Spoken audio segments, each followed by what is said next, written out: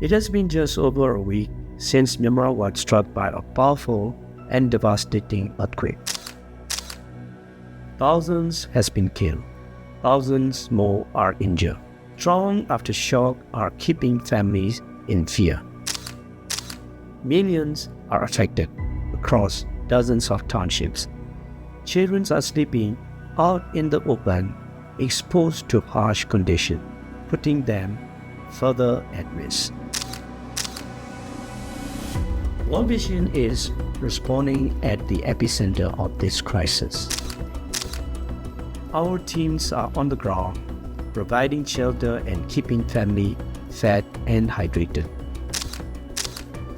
The staffs are helping community prevent the spread of waterborne diseases.